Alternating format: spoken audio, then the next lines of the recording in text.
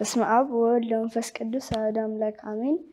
ውድ የማያ ሚዲያ የልጆች የልቦግ ቤተሰቦቻችን ዛሬ ይዤላችሁ የመጣሁት አባቴ ነው። ወላጆች ልጆቻችሁን ቤተክርስቲያን ይዞ መሄድን አዘውትሩ ይረብሹኛል ብላችሁ አታስቡ። እናንተ በዛ ቦታ ላይ ቆማችሁ የምትከውኑትን ነገር እያዩ ካደጉ ነገ እነሱ የናንተን ቦታ የናንተን እርምጃ ነውና የሚከተሉት። ይታያል አይደል አባቢ?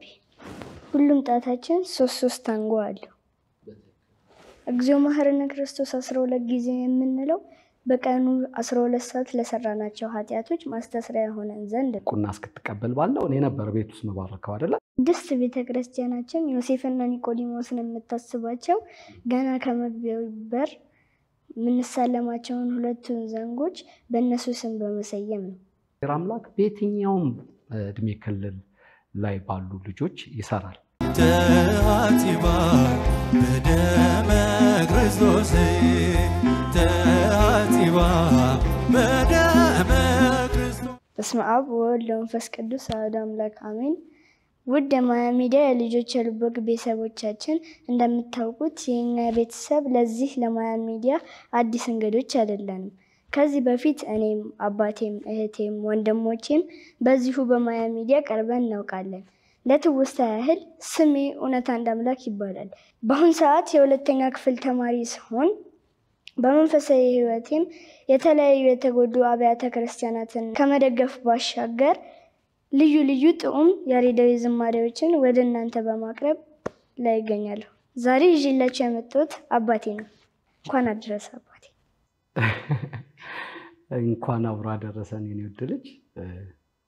አመሰግናለሁ ወደ ማያ ሚዲያ በድጋሚ ስለጋበዝከኝ። አመሰግናለሁ አባቢ። በድጋሚ ቢሆንም ራሴን አስተዋውቅ። ለዚህ ለማያ ሚዲያ ልጃችን እንዳለው የኛ ቤተሰብ አዲስ እንግዶች አይደለንም። ሁላችሁም እንደምታውቁት በተለያዩ የማህበራዊ ሚዲያዎች ላይ እኔ ከልጆቼ ጋር በመሰራቸው ስራዎች እንዲሁም ደግሞ የተለያዩ አብያተ ክርስቲያናትና ገዳማትን በመደገፍ ከዛም ውጪ ደግሞ አቅም ያነሳቸው ማህበረሰቦቻችን ወደኛ ጥሪ በሚያደርጉ ሰዓት የተለያዩ ሶሻል ሚዲያ ላይ ማስታወቂያዎችን በመስራት እነሱ የሚደገፉበትን ሁኔታ በመፍጠር በመንሰራቸው ስራዎች እንታወቃለን። እንኳን ለበዓለ ትንሣኤው ሁላችሁንም አደረሳችሁ ለማለት ወዳለው አስቀድሜ ስሜ አንድ አምላክ ወልዴ ይባላል።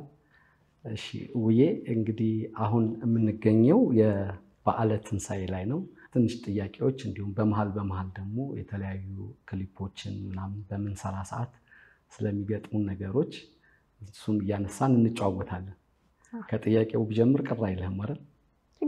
ምክንያቱም አሁን ትንሣኤ ላይ ነው ያለነውና እንግዲህ በዓሉን በተመለከተ ስንጫወት የትንሣኤን ትርጉም ማወቅ ይገባናል። ስለዚህ ትንሣኤ ማለት ምን ማለት ነው?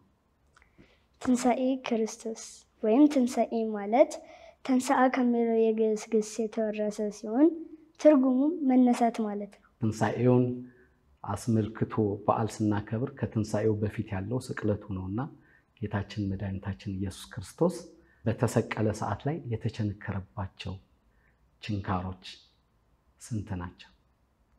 ጌታችን መድኃኒታችን ኢየሱስ ክርስቶስ የተቸነከረባቸው ችንካሮች 5 ናቸው።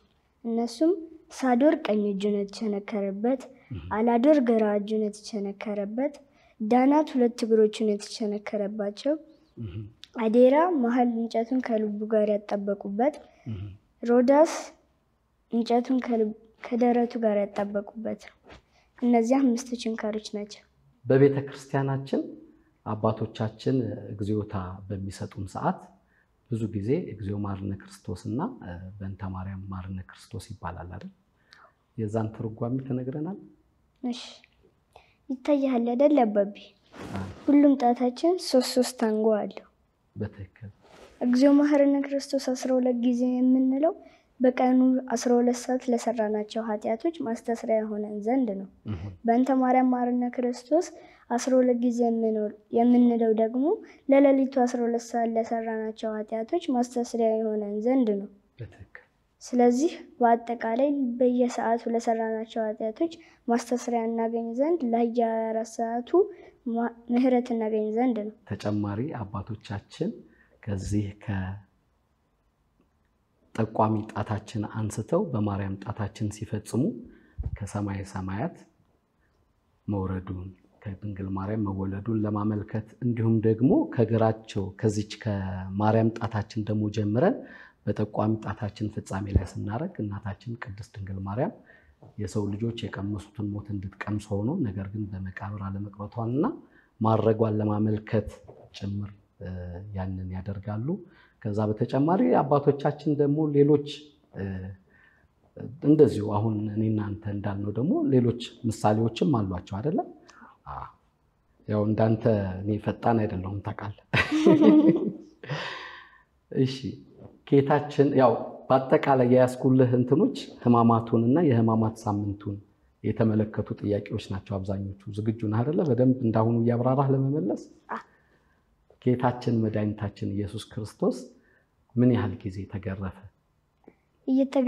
እየተፈራረቁ አጥንት ስር ዘልቆ በሚገባው መግረፊያ ለ6666 ጊዜ ጌታችን መድኃኒታችን ኢየሱስ ክርስቶስን ገርፈውታል። ስለ ህማማቱ ስናስብ ስለ ጌታችን እናታችን ቅድስት ድንግል ማርያምን አንረሳትም አንዘነጋትም ማለት አሁን ወደሷ ነው የሚሻገረው። እናታችን ቅድስት ድንግል ማርያም ልጇን እንግዲህ ወልዳ ለኛ ለዚህ ለሰው ልጆች ድህነት ይሆን ዘንድ ከሰጠችበት ቀን ጀምሮ እስከ ክርስቶስ ራሱን አሳልፎ ለሰው ልጆች እስከሰጠበት ጊዜ ድረስ የተለያዩ ሀዘኖች ገጥመዋታል። ግን በቤተ ክርስቲያናችን በተለየ የሚታሰቡ ሀዘኖች አሏት። የእመቤታችን የቅድስት ድንግል ማርያም ምን ያህል ሀዘኖች ናቸው ታውቃቸዋለህ? እነሱ ወይ አባቢ ይህን ጥያቄ መመለስማ በጣም ቀላል ነው። እንዴት? እንዲሁም አንድ መዝሙር አለ። ምን የሚል? አምስቱን ሀዘናት ሳስብ እናቴ ነህ እኔም አለቅሳለሁ መላው ዘመኔ ነህ እያለ ይቀጥላል። በትክክል። ለዚህ ነው ቤተ ክርስቲያናችን ብዙ ጊዜ ዝማሬ ወንጌል ነው ትላለች። እና አሁን አንተ ጥያቄውን በመዝሙር አድርገህ መለስክልኝ ማለት ነው። በጣም ደስ ይላል። ግን እነዚህን 5 ሀዘናት ታውቃቸዋለህ አንተ? ሞክረው፣ በጣም ደስ ይለኛል። በመጀመሪያ እመቤታችን ጌታችንን በወለደች በ8ኛው ቀን ለግርዘቱ ወደ ቤተ መቅደስ በሄደች ጊዜ ስምዖን ትንቢት በተነገረ ጊዜ። በትክክል። ሁለተኛ በ12 ዓመቱ በቤተ መቅደስ ፈልጋ ባጣችው ጊዜ። ሶስተኛ በጲላጦስ አደባባይ በተገረፈ ጊዜ። አራተኛ በዕለተ ዓርብ በቀራንዮ በሰቀሉት ጊዜ። ትክክል። አምስተኛ ዮሴፍና ኒቆዲሞስ ከመስቀል ላይ አውርደው ገንዘው በአዲስ መቃብር ባኖሩት ጊዜ። ትክክል። ትክክል። አምስቱንም በትክክል መልሰሃቸዋል። እንግዲህ እናታችን ቅድስት ድንግል ማርያም በልብሽ ሰይፍ ያልፋል ብሎ ስምዖን ትንቢት ከተናገረባት ከዛች ቅጽበት አንስቶ አምርራ ካለቀሰችባት ቅጽበት አንስቶ አሁን የዘረዘርካቸው አጠቃላይ 5ቱ ሀዘናት በቤተ ክርስቲያናችን በተለየ ይታሰባሉ። መጨረሻ ላይ ግን ኒቆዲሞስና ዮሴፍ ከመስቀል አውርደው በአዲስ መቃብር አኖሩት ብለሃል። እነዚህን 2 አባቶች ቤተ ክርስቲያናችን በጣም በተለየ ሁኔታ ታስባቸዋለች። በምን የምታስባቸዋለች? በምንድን ነው የምታስባቸው? ቅድስት ቤተ ክርስቲያናችን ዮሴፍና ኒቆዲሞስን የምታስባቸው ገና ከመግቢያው በር የምንሳለማቸውን 2ቱን ዘንጎች በእነሱ ስም በመሰየም ነው። ጌታችን መድኃኒታችን ኢየሱስ ክርስቶስ በተሰቀለ ከተያዘበት ቀን ጀምሮ ማለት እንችላለን እስከ ተሰቀለባት ሰዓት ድረስ ከስሩ ያልጠፉ ቤተክርስቲያን የምታስባቸው 2 ሰዎች አሉ። ማንና ማን ናቸው? እናታችን እመቤታችን ቅድስት ድንግል ማርያምና አብዝቶ የወደው የነበረ በመልክም ይመስለው የነበረ ወንጌላዊ ቅዱስ ዮሐንስ። አንተን ትንሽ አቋርጬ ወላጆች ጋር ላወራ ነው፣ ትፈቅድልኛለህ? ወላጆች እንግዲህ ከዚህ በፊት እኛ ባደግንበት ሁኔታ ወላጆቻችን ስራ ቢሄዱ ሌላም ቦታ ቢሄዱ እኛን ልጆቻቸውን ለጎረቤት በመስጠት በሌላም ብቻ ወላጆች ብቻቸውን አያሳድጉንም ነበር። በተለያየ ማህበረሰብ ውስጥ በተለያየ ሁኔታ ማህበረሰብ ሁሉ አንድን ልጅ የማሳደግ ግዴታ ነበረበት። በዛ መልኩ ነው እኛ ያደግነው። ግን በአሁን ሰዓት እኛ ባለንበት እኛ ደግሞ ልጆች ወልደን ልጆቻችንን በዛ መልኩ ልናሳድግ የምንችልበት ሁኔታ የለም። አብዛኞቻችን ራሳችንን ነጥለን ነው እያሳደግን ልጆቻችንን ያለነው እና ልጆቻችን በጣም ብዙውን ጊዜ ጓደኛቸው የሚሆኑት ኤሌክትሮኒክስ ነገሮች ናቸው። እነዛን ሰጥተናቸው ነው የምንሄደውና ልጆቻችን እዛ ውስጥ ያሉትን ነገሮች በማየት እኛ በማናውቀው መልኩ ያድጉብናልና በተቻለን መጠን ግን ልጆቻችን መንፈሳዊ የሆኑ ነገሮችን እንዲከታተሉ እንዲመለከቱ እያደረግን በተቻለ መጠን አገር ተረካቢ ነገ የተሻለ ትውልድ መፍጠር እንችላለን ብዬ አስባለሁ። ምክንያቱም ስልካችንን ሰጥተናቸው ዞር ከማለት ባለፈ የሚመለከቷቸው ነገሮች እኛ ብንመርጥላቸው ንቁ የሆኑ ልጆችን እናሳድጋለን ብዬ አስባለሁ። ወደ አንተ ተመለስኩኝ ልጄ። እሺ ጌታችን ኢየሱስ ክርስቶስ በመስቀል ላይ ሳለ ግራ ጎኑን ሲወጋው ከጌታችን ግራ ጎን የፈሰሰው ማየገቦና ማየህይወት አይኑን ያበራለት የወታደር ጭፍራ አለ። ያ የወታደር ጭፍራ ስሙ ማን ይባላል የሚል አባቢ ይሄ የወታደር ጭፍራ እኮ የሞተ ለመግደል የጨከነ በመባል ይታወቃል። ስሙም ሌንጊኖስ ይባላል። በጣም ትክክል። ይህ ሌንጊኖስ የተባለ ወታደር ከጌታችን ከመድኃኒታችን ከኢየሱስ ክርስቶስ የወጣው ማየገቦና ማየህይወት አይኑን ያበራለት ማለት ነው። ከዛ በፊት እንግዲህ ከሮማውያኖች ጋር ወታደሮች ጋር አብረው የነበረ ነውና የግራ ጎኑን ሲወጋው አንድ አይና ነበርና አንዱ አይኑ ላይ ያ ሲያርፍበት አይኑ የበራለት ወታደር ነው። የሞተን ለመግደል የጨከነ በመባል ይታወቃል። ግን ከዛ በኋላ ብዙ ሌሎች ታሪኮች አሉት። አባቶቻችን ግን በሱ የተነሳ አንድ ተረት ይተርታሉ። ምን እያሉ ኋላ የመጣ አይን አወጣ ብለው ተረት ይተርታሉ።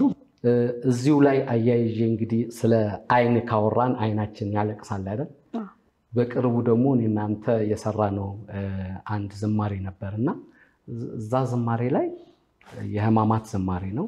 ህማማችንን ተቀበለ የሚል ክሊፑ ላይ እንደሚታየው ጀምሮ እስኪያልቅ ድረስ ከልብ ሆነ እያለቀስክ የህማሙ ስሜት ተሰምቶ እያለቀስክ የዘመርከው ዝማሬ ነው። እግረ መንገዳችንን ዝማሬያችንን ለተመልካቾቻችን ለመግለጽ ያህል ህማማችንን ተቀበለ በሚል ርዕስ የተዘጋጀ በቤተ ራማ የተለቀቀ ዝማሬ ነው። እየገባችሁ ማየት ትችላላችሁ። እና እዛ ላይ እያለቀስክ ነበረ፣ በጣም እያለቀስክ ነበር ዝማሬውን የጨረስከው ቀረጻው እስኪያልቅና እንዴት ሊሆን ቻለ ይሄ ነገር? አባቢ አንተ እኮ ነው እዛ ስሜት ላይ የከተትክ። እኔው እንዴት በምድር ላይ ክርስቲያኖችን የሚያሳድዷቸውን ሰዎች አስብ ስትለኝ ቅዱስ ጊዮርጊስን ያሳደዱትን ሰዎች አሰብኳቸው። ከዛ የጌታችን የመድኃኒታችን የኢየሱስ ክርስቶስን ሙደቅ መነሳት መስቀሉን መሸከሙ መከራውን አስብ አልከኝ። ያን ጊዜ ሁለቱን ነገሮች ሳስብ እየዘመርኩ ሳለ በዱብ ማለት ጀመረ።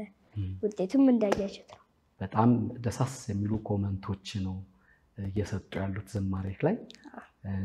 ዝማሬ መላእክትን ያሰማልን መንግስቱን የሚያወርስልን እላለሁ። እኔም ደግሞ ልክ እንደ ተመልካች ሆኜ ማለት ነው በጣም ነው ማመሰግነው። እንደ አዲስ ሳየው እኔም ያ ስሜት እየተጋባብኝ ስለነበረ ማለት ነው። ጌታችን መድኃኒታችን ኢየሱስ ክርስቶስ ወደ ቀራንዮ ሲሄድ መስቀሉን ተሸክሞ ደጋግሞ ይወድቅ ነበርና በዛ መሃል አንድ ሰው አግዞታል። ያ ሰው ማን ይባላል? የቀሬናው ስምዖን ብቻ ነው ኢየሱስን መስቀል በመሸከም ያገዘው፣ ግን እሱንም ተገዶ ስለሆነ ነው። ይህም ታሪክ የሚገኘው በማቴዎስ ወንጌል በምዕራፍ 27 ከቁጥር 32 ጀምሮ ነው። ቤተሰቦቻችን ገጹን በመግለጽ ቅዱሱን መጽሐፍ ይህን ታሪክ ከዛ ላይ ማግኘት ይችላሉ አይደል? በመሃል የግዴታ መጽሐፍ ቅዱሱንም ማንበብ እንዳለበት በዚሁ መንገድ ነው። አትከፋማ? ታነባለህ አይደል አንተ? ብዙ ጊዜ አንብብ ብዬ ማስገድድ ይሄ መጽሐፍ ክፍል ምን የሚለው ነው? መጽሐፈ ሲራክ። ለምንድነው መጽሐፈ ሲራክን እንድታነቡ ማስገድዳቸው?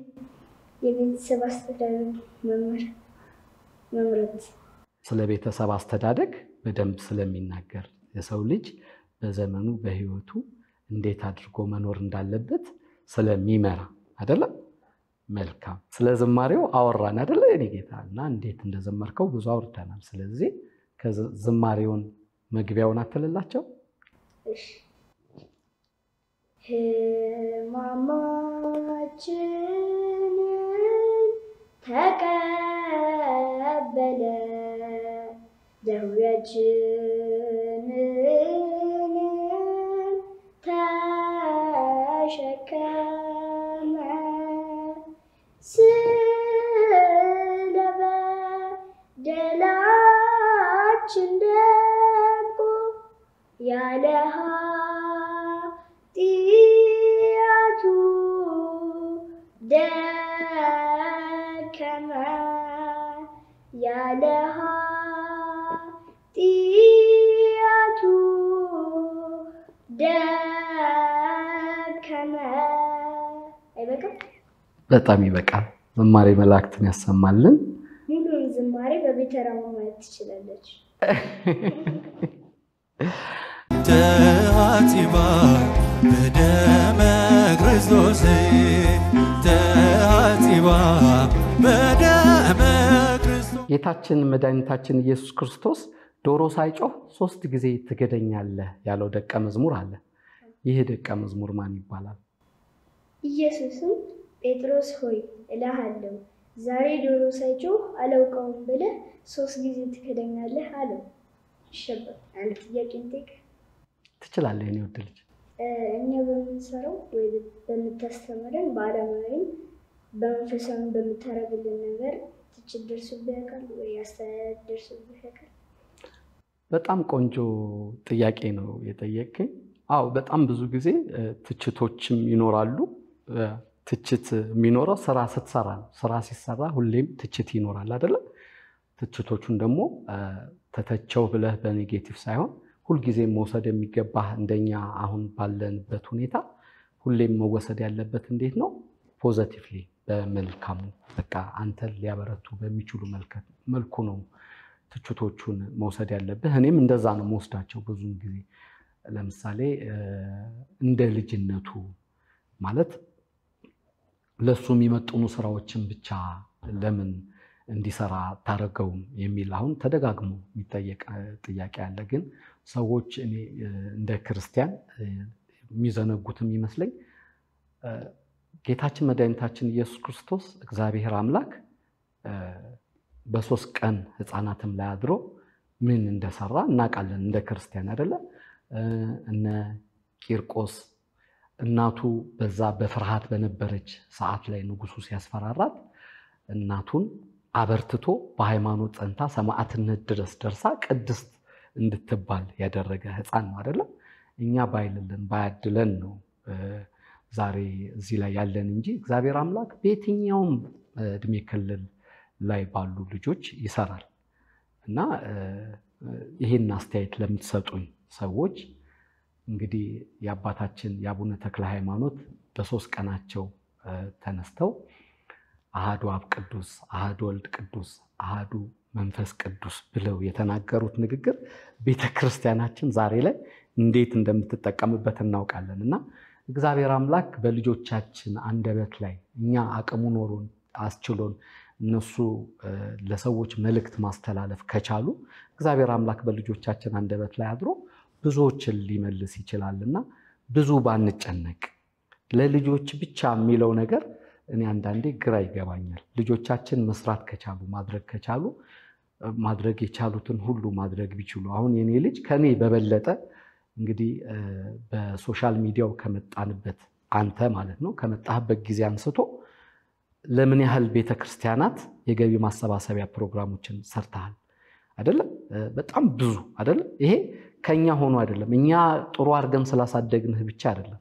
እግዚአብሔር አምላክ ስለመረጠ ሊጠቀምብህ ስለፈለገ ነው ይመስለኛል። እኔ እንደዛ አድርጌ ስለምቀበለው ማለት ነውና እግዚአብሔር አምላክ ይገለገልብን ዘንድ እኛ ራሳችንን ዝግጁ እስካደረግን ድረስ ልጆቻችን መስራት የማይችሉት ነገር የለም። እኛ ባሳየናቸው መንገድ ነው የሚሄዱትና ነገ ቀድሞ የሚጠራው እግዚአብሔር እሱ ነው የሚያውቀው። ግን ነገ እኛ ባንኖር እንኳን ህይወታቸውን እንዴት አድርገው መምራት እንዳለባቸው ይረዳሉና ዛሬ እነዚህን መንገዶች ከማሳየት ወደኋላ ማለት የለብንም ብዬ ለማስተላለፍ እወዳለሁ። አንተ እኛ ሌሎች ተረጉም መንፈሳዊ ነገሮች ቤተሰብ አርጎልህ ለሰው እንደትምህርት ቤት ተተካለ። በእኛ ሰዓት እንግዲህ እኛ ልጆች ነበረ በጉልበት የምንሄድ የነበረው። ምክንያቱም ይሄ አሁን እናንተ ባላችሁበት ሁኔታ እንዳለው ልጆች ከቤት ወጥተው ረጅም ሰዓት ሲቆዩ ቤተሰብ ሆነ ጎረቤት ለምሳሌ ቤተሰብ እንኳን እንትን ባይለ ካልሆነ ቦታ ስትመጣ ጎረቤት ቢያገኝ ከየት ነው የመጣው ብሎ ይጠይቀህ ነበር። ይሄ ተክሳጹ ዱላው ምኑ ከበድ ያለ ነበር። በእኛ ሰዓት በራሳችን እንሄድ ነበር ሰንበት ትምህርት ቤት። ያው ሰዓት ቁጥጥሩ እንዳለ ቢሆንም እንሄድ ነበር ሰንበት ትምህርት ቤት እማር ነበር። እንግዲህ ጎፋ ገብርኤል ነው እኔ የተማርኩት። አብነት ትምህርቱን እንዲሁ መጽሐፎችን ከማንበብ በዘለለ አልተማርኩም። ግን እኔ ብዙም ጊዜ እንደምለው ተሰማለህ ሚዲያም ላይ እኔ በቃ ማለት ያመለጠኝን ይሄንን ነገር ልጆቼ ግን እንዲያመልጣቸው አልፈልግም። እኔ ውስጥ ያለው ቁጭት እናንተ እንዲያመልጣችሁ ስለማልፈልግ ለዛ ነው። ከዛም ውጪ ከዚህ በፊትም ተናግሬው አውቃለሁ። ጎረቤታችን ሙስሊሞች ነበሩና ገና ከልጅነታቸው ጀምሮ ቁርአን አስይዘዋቸው ሰዓት ዝንፍ የለም። እነሱ ጋር በልጅ አስተዳደግ ጉዳይ ላይ በጣም ከክርስቲያኑ በተሻለ ስትሪክት ናቸው እነሱና እነሱን አይ ነበር። እነዛ ልጆች ቁርአናቸውን ይዘው ሄደው መስጊድ ተምረው ሲመለሱ አይ ነበርና ቀና ነበር። ለዛም ነበር ሰንበት ትምህርት ቤት በራሴ እሄድ ነበር። ሰንበት ትምህርት ቤት እማር በነበረ ሰዓት ላይ አንድ አሁን ያው በእኛ ሰዓት ኤርትራና ኢትዮጵያ አብረው ነበሩና መብራቱ የሚባል ኤርትራዊ ልጅ ነበር ያስተምረን የነበረው። በጣም ጎበዝ የሆነ ልጅ ይደግፈን ነበር። ይሄ ትምህርቱን ሲያስተምረን በደንብ ነበር የሚያስተምረንና ያ ነገር ውስጤ ላይ አለ። ያብነት ትምህርቱን አሁን በደንብ ባላቆም ባለማረው ግን እሱ በዛን ሰዓት በሰንበት ትምህርት ቤት ይሰጠን የነበሩ ትምህርቶች በደንብ ውስጤ ላይ ያሉ። ከዛም በተጨማሪ እንዳልኩ ደግሞ እነዚህ መልካም የነበሩ ሙስሊም ጎረቤቶቼ ልጆቻቸው ላይ ያደርጉ የነበረው ተጽዕኖ ውስጤ ላይ ነበርና እናንተ ላይ እኔ ያ ውስጤ የተቀረጸ የተቀመጠ ነገር እናንተ ላይ ደግሞ ማድረግ ስላለብኝ አሁን እያደረኩት እገኛለሁ። አንዳንድ ጊዜ እግዚአብሔር አምላክ በምክንያት እኔ ቆጭበት የነበረውን ነገር እኔ ባልሰራውም ባላደርገው ግን በልጆቼ እንዳደርገው ፍቃድ ሰጠኝ። እናንተን ሰጠኝና እንግዲህ ደግሞ እንደምትመለከተው እናንተ ላይ በቻልኩት መጠን እግዚአብሔር በፈቀደልኝ በወደደው መጠን እናንተ ላይ ለመስራት እየጣርኩ ነው። ግን ከኔ አልፎ ሌላው ማህበረሰብም እንዲነሳሳበት ስለፈለኩ ከኔ የተሻለኮ የሚሰሩ ወላጆች ሊኖሩ ይችላሉ። ታውቃለህ አይደል? በጣም ልጆቻቸውን ስትሪክት አድርገው የሚያሳድጉ በመጽሐፍ ቅዱስ በጣም ኮትኩተው የሚያሳድጉ ብዙ ወላጆች አሉ እንደኛ ስላልወጡ። ግን እኔ ምንድነው እኔ ውስጥ የነበረው ቁጭት እኔ ሰርቼው ብቻ እንዲቀር አልፈለኩም። እኔ እናንተ ላይ የሰራሁት ሌሎች ወላጆች ሲያዩ ወይ የኔም ልጅ እንደዛ በሆነ ይላሉ አይደል? አሁን ዝማሬክ ላይ የምናስተላልፋቸው መልእክቶች ላይ ከስር አስተውለህ ከሆነ ከስር ብዙ ጊዜ እንዳንተ በሆኑልኝ ልጆቼ አንተን በሆኑልኝ ልጆቼ ይላሉ ብዙ ጊዜ። ያ ነገር መነሳሳትን ይፈጥራልና በእኔ ብቻ እንዲቀር ስላልፈለኩ ነው ወደ ሚዲያ እናንተ ላይ መሰራውን ነገር ወደ ሚዲያ ያወጣሁት ማለት ነው።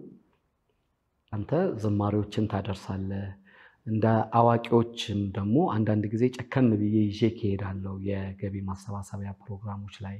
ትምህርት ደግሞ አለ ዓለማዊ ትምህርት። ባለሙያዊ ትምህርትም እስካሁን ባለው ከ1 እስከ 6ኛ ነው የምትወጣው አይደለም? እና እነዚህን ሁሉ አብቃቀህ እንዴት ነው እንዲህ ቫይራል ልትወጣ የቻልከው የሚሉ ጥያቄዎች ይኖራሉ አንዳንድ ተመልካቾች ልብ ውስጥና እስቲ ይሄንን መግለጽ ትችላለህ አይደል? ማብቃቀው ከቤት ወደ ትምህርት ቤት ሄዳለሁ። ከትምህርት ቤት ስመለስ መዝሙር ማጠናው ነገር ካለ የቤተሰብን ከሰራው በኋላ አጠናለሁ። በዛም 12 ሰዓት ሲሆን ወደ አብነት ትምህርት ሄድና 1 ሰዓት ላይ እወጣለሁ። በዛም ማታ ላይ ደግሞ ለነገው ማጠናው ነገር ካለ አጠናና ስለዚህ ለሁሉም ሰዓት ከፋፍለህለታል። በተከፋፈለው ሰዓት መሰረት ታስኬደዋለህ። ምንም በማያጨናንቅ ሁኔታ በዚህ መልኩ አለህ ማለት ነው። እናመሰግናለን። እንደው በጣም የምትወዳቸው እኩያ ጓደኞች ይኖረሃል። ሌሎችም ደግሞ አንተን አሁን የሚመለከቱ ከወላጆቻቸው ጋር ቁጭ ብለው የሚመለከቱ ህፃናት ይኖራሉ በአንተ እድሜ የሚገኙና ምን ትላቸዋለህ? እነሱን ምን የምታስተላልፍላቸው ምን መልእክት ይኖራል? እኩያ ጓደኞቼ፣ እህት ወንድሞቼ በክርስቶስ ልዩ ፍቅር አብዝቼ እወዳቸዋለሁ። ከምንም በላይ ፍቅር ይበልጣልና በክርስቶስ ልዩ ፍቅር ተዋደዱ። ትምህርት ቤትም ስትገናኙ ሁልጊዜ በፍቅር ተጫወቱ። ከወላጆቻችሁ ጋር ቤተክርስቲያን መሄድን አዘውትሩ። በመንፈሳዊ ትምህርታችሁም የሰንበት ትምህርት ተማሩ። የአብነት ትምህርት ለመማር ሞክሩ፣ ምክንያቱም ነጋችሁ በእግዚአብሔር ያምራልና። በጣም ደስ ይላል። ቆንጆ መልእክት ነው ያስተላለፍክልን። በአንተ ላይ አድሮ እንግዲህ እግዚአብሔር አምላክ ይህንን አሁን የሰጠኸውን ምክር ስላስተላለፈ በአንተ አንደበት እጅግ አብዝተን እናመሰግነዋለን። በጣም ነው ደስ ያለኝ። እንግዲህ ወላጆች ልጆቻችሁን ቤተክርስቲያን ይዞ መሄድን አዘውትሩ። ይረብሹኛል ብላችሁ አታስቡ። እናንተ በዛ ቦታ ላይ ቆማችሁ የምትከውኑትን ነገር እያዩ ካደጉ ነገ እነሱ የእናንተን ቦታ የእናንተን እርምጃ ነውና የሚከተሉት። ልጃችን እንዳለው ልጆቻችሁን ወደ ቤተክርስቲያን ይዛችሁ መሄድን አዘውትሩ። ልጆቻችሁ በተቻለ አቅማችሁ የሰንበት ትምህርት ቤት የሚማሩበትን መንገድ ፍጠሩላቸው። ከዛም አልፎ ደግሞ የአብነት ትምህርታቸውን ቢማሩ ነገ ቤተክርስቲያን ተተኪ ካህናት፣ ተተኪ ዲያቆናት፣ ተተኪ ጳጳሳት፣ ተተኪ ፓትርያርክ ጭምር ይኖራታልና እናመሰግናለን። ቃለ ሕይወት ያሰማልን። ሕፃን እውነት ጌታችን መድኃኒታችን ኢየሱስ ክርስቶስ ለስንት ጊዜ ያህል ጾመ? ሕግና ነቢያትን ሊሽር አልመጣሁም እንዳለ እርሱ ጌታችን ሙሴን፣ እኛም ጌታችንን አብነት አድርገን እንጾማለን። ይህን ጾም በትክክል ጌታችን መድኃኒታችን ኢየሱስ ክርስቶስ በገዳመ ቆሮንቶስ ለ40 ቀንና ለ40 ሌሊት ጾሟል። በመጨረሻ ማመስገን ሌላም መግለጽ የምትፈልገው ነገር ካለ እድሉን ልስጥክ። በመጀመሪያ ይህንን ሁሉ እንድናከናውን ለፈቀዱልን ለጌታችን ለመድኃኒታችን ለኢየሱስ ክርስቶስና ለእናቱ እናታችን እመቤታችን ቅድስት ድንግል ማርያም ታላቅ ክብርና ምስጋና አቀርባለሁ። በመቀጠልም ለአንተ ለወዱ አባቴ መሸነጋ ሳትል በምትከውንብን ነገሮች ሁሉ እግዚአብሔር ብድራትን ይክፈል። አሜን። ለቁም ነገር አብቅቶኝ እንድትኖር ይህቀኝ። አሜን። አያቴ፣ አክስቴ ስንዳይ፣ እናቴ እንዲሁም መለው ቤተሰቦቼ እንዴት እንደምወዳችሁ ታውቃላችሁ። በምስጋና አላጨናንቃችሁም። እንዲሁም በሌሎች ሶሻል ሚዲያዎች የምትከተሉኝ ተከታዮቻችን በሙሉ እንኳን ለጌታችን ለመድኃኒታችን ለኢየሱስ ክርስቶስ በዓለ ትንሣኤ በሰላም አደረሳችሁ አደረሰን ማለት እፈልጋለሁ። አሁን አንተ ተናግረህ እኔ ምንድን ነው እሺ እንዴት አድርጌ ነው የምስጋና መልእክት ማስተላለፍ? ወሰድክብኝ ሁሉንም እኮ።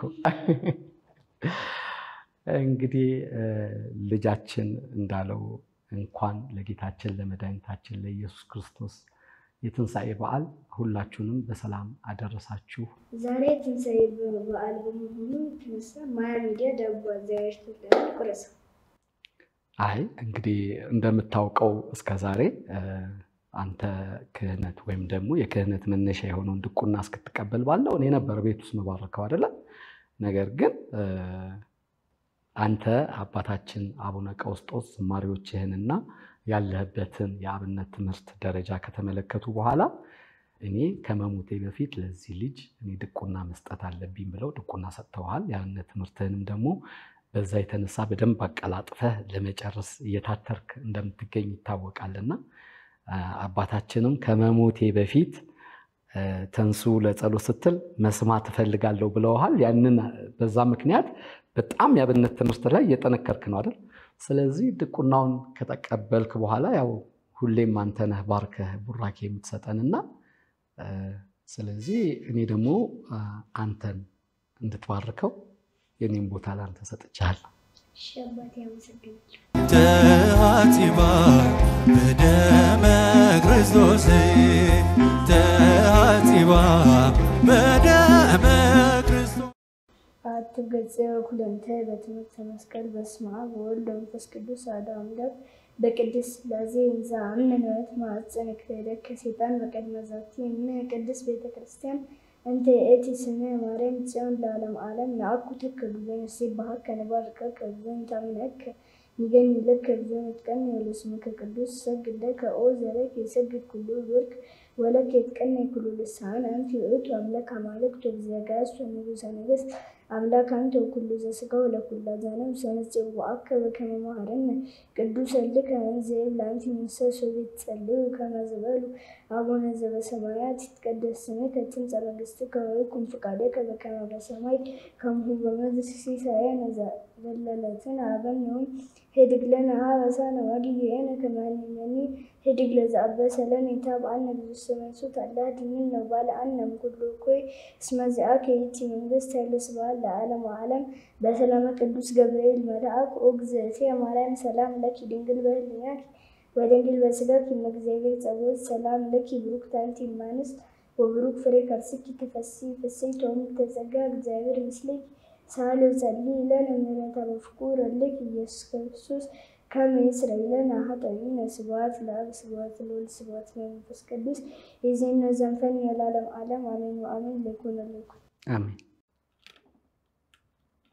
ተአጽባ በደመ ክርስቶስ ተአጽባ በደመ ክርስቶስ እስካሁን ከልጃችን ከህፃን እውነት ጋር በዚህ በልጆች የልብ ወግ ማያ ሚዲያ ላይ ስትከታተሉን የቆያችሁ በሙሉ እንኳን ለጌታችን ለመድኃኒታችን ለኢየሱስ ክርስቶስ የትንሣኤው በዓል በሰላም አደረሳችሁ አደረሰን ለማለት እወዳለሁ። ይህን የትንሣኤ በዓል እንግዲህ ጎረቤቶች ይኖሯቸዋል፣ የተቸገሩ ዘመዶች ይኖሯቸዋልና እነሱም በማሰብ ይህንን የትንሣኤ በዓል ከእናንተ ካለው የውስጣችሁ የደስታ ስሜት እነሱን በማሰብ እነሱም የእናንተን የደስታ ተካፋይ በማድረግ በዓሉን በተለየ መልካም ድባብ እንዲያሳልፉ እንድታደርጉ አደራ ለማለት እፈልጋለሁ። ከዛ በተጨማሪ ላስተላለፍ የምፈልገው መልእክት ምንድነው? ለልጃችን ግጥምና ዜማ በመስራት እንዲሁም ደግሞ የተለያዩ ቀረጻዎችን በመናከናውን ሰዓት ቀና ትብብራችሁን የምታሳዩን ወዳጆቼ በሙሉ በልዑል እግዚአብሔር ስም አብዝቼ ላመሰግናችሁ እወዳለሁ። ለአከ ወንጌል ታምራት መለሰ አብዛኞቹን የልጃችንን ግጥምና ዜማዎች የሚሰሩልን እሳቸው ናቸው። እንደው ካላቸው ዕውቀትና ካላቸው የቤተክርስቲያን ጥልቅ ፍቅር አንጻር ቤተክርስቲያን ያልተጠቀመችባቸው ሰው ናቸው ብዬ ስለማስብ እንደው የተለያያችሁ ዘማሪያን እኚህን ድንቅ የቤተክርስቲያን ልጅ ፈልጋችሁ ብታወሯቸው ብትደግፏቸው ግጥም ዜማ ብታሰሯቸው እጅግ በጣም ደስ ይለናል። ምክንያቱም በጣም ሚስጥርን መጻፍ የሚችሉ የቤተክርስቲያን ልጅ ናቸውና በዚሁ ስለሳቸው ሳልናገር መውጣት ስለማልፈልግ ማለት ነው።